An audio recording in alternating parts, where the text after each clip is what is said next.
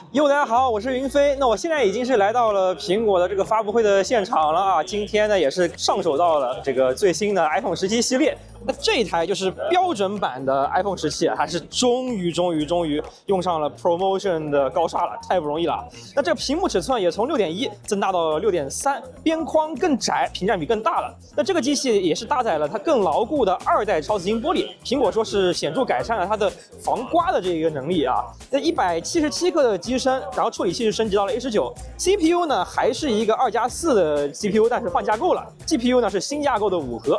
官网相比 A18 的 GPU 是提升了20%，并且这一次 A19 系列呢，除了更强的一个 NPU 之外，还往 GPU 里也塞了神经网络的加速单元，就跟 N 卡的这个 Tensor Core 一样了。所以我是特别期待后面这个 Metal FX 的效率会不会有很大的提升啊？这个标准杯还有几个很值得聊的改进啊，比如说它的这个前摄，这几台新 iPhone 的前摄都迎来了史诗级的更新啊！它现在换用了一个方形的 sensor， 面积是之前的2倍，然后啊，你就可以看它方形 sensor 能干嘛呢？可以这样。啊，就是说你可以竖握手机的时候拍横屏的照片和视频了啊，这个我觉得对于自拍啊，对于这个比如说像我们这种拍视频 vlogger 对吧，或者是跟人合影啊都很方便对吧？竖屏的时候可以拍横屏的这个自拍啊。那还有一个对于苹果来说的史诗级更新就是快充啊，从官网的描述来看呢 ，iPhone 17似乎是可以支持至少40瓦的快充啊，和国产厂商可能还差很多，但是比原来的这个30瓦确实是快多了。那今年的 iPhone 是全系储存256G 起步的，终于干掉了128G 了啊！但是这个标准杯呢，国内的256售价还是维持在去年的128的5999啊。其实除了少了一颗摄像头之外呢，我觉得这个标准版的17是基本上很接近去年16 Pro 的，重量也更轻，它的这个芯片也更强，对吧？我觉得这个标准杯居然时隔多年还变得挺香的了，就以苹果标准来讲的话啊。然后啊，就是这个新推出的 iPhone Air 了。啊，我第一感觉就是这个拿起来，哇，真的好轻啊！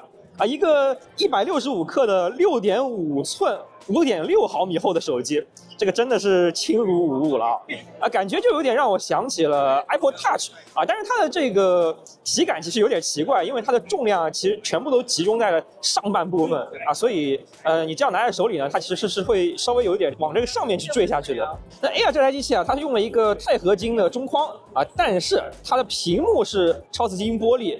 背板上呢也用了超紫金玻璃来确保它的这个背板的耐摔，它整个主板啊其实是全部集中在了这上面一小块的啊，完全是改变了之前 iPhone 侧置主板的结构。那这样做呢，主要是为了给底下的这个电池腾出空间。那为了在上面这里容下主板，背面这一块玻璃啊是经过专门的切削。然后就是它这个灵动岛的位置，其实被迫是微微有所下移，跟其他的 iPhone 都不一样。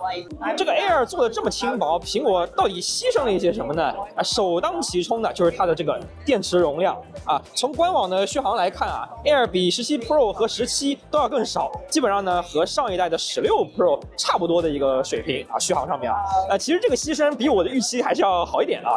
真和16 Pro 一样的话呢，至少也算是个凑合能用的水平了。我们后面也会实测一下，看它这个续航会不会尿崩啊。然后就是它这个摄像头，你看只剩一个主摄了，哎，这个也是有心理准备啊。但是最后有一个苹果没有提到的史诗级的牺牲，就是 Air 它只有单扬声器啊，而且是这个听筒上的这个扬声器啊。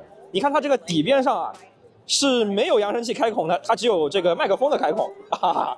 底面是没有扬声器的啊，所以那实际听上去这个音质确实是只能听个响而已啊。我觉得这个续航也好，摄像头也好呢，对吧？这个为了换轻薄我都还能接受，但是单扬我是真的接受不了啊。那包括标准杯的快充在 Air 上也砍了啊，跟原来一样是最高30瓦的一个充电。最后一个牺牲啊，就是它是没有实体 SIM 卡槽的，只支持 eSIM 啊。不过这个可能谈不上牺牲吧，我其实还更希望能够推进 eSIM 啊。那 Air 这一次用的处理器是新的旗舰 A19 Pro， 那 CPU 和 A19 一样，还是一个新架构的2+4规格的 CPU 啊，但是它的小核的缓存大了50%，GPU 满血 A19 Pro 是6核，但是 Air 用的这个 A19 Pro 砍成了5核，那不就和普通 A19 没什么区别了吗？就是缓存更大嘛，对吧？反正我们后面也是会侧看到。与此同时 ，Air 还搭载了苹果新的 C1X7代啊，相比年初的 C1， 它的这个速度是翻倍了，并且比起16 Pro 上的高通基带降低了30%的功耗啊。啊。不过 CEX 并没有做进 A19 Pro 里，它还是一个外挂的基带。同时啊，苹果也引入了一个全新的 N1 网络模块啊，来负责它的这个 WiFi 7和蓝牙。那 Air 的国内起售价是799，不过有一个问题就是国内啊是只能激活国行的 A3518这一个型号的 Air。外版的 Air 它不一定能够用国内的这个运营商啊，水货到国内没准真成 Apple Touch 了。最后啊，就是这2台 Pro 了。那 iPhone 17 Pro 和 iPhone 17 Pro Max 就是我手上这2台机器。哎，这次苹果是要祖宗之法要变了，因为这2台 Pro 居然围绕了散热做了不少的这个文章啊，包括苹果首次引入了 VC 均热板来辅助它的散热。而这次2台 Pro 其实模具的结构是整个重新设计过的，和 Air 一样啊，他们也都把主板放到了顶上这一块儿。啊，那不再是侧置的主板了，所以机身的顶上就形成了这么一个大大的凸块。你看它其实是对吧？这样一个凸块。那一般国产厂商可能会把这个东西叫 Deco， 那苹果这一次是叫 Forge Plateau。机身为了更好的散热，它整个也是换成了一体成型的热锻铝的材质啊，导热能力是钛合金的20倍。除了散热之外 ，Pro 的提升啊，就是在它的这个影像上了，换了一个4倍的潜望长焦啊，还支持了 ProRes RAW 的拍摄和 Genlock 的多机位同步，基本上就是往专业影像的方向再去更进一步了。处理器是6核 GPU 的满血 A19 Pro 啊，并且 Pro 的内存啊也是要比标准杯更大的，应该是苹果首次给到12G 的内存。储存的顶配是加到了2TB啊，感觉这次 Pro 已经和普通人没什么关系了。如果你不是对影像刚需或者是游戏发烧友的话，其实标准杯完全足矣了啊。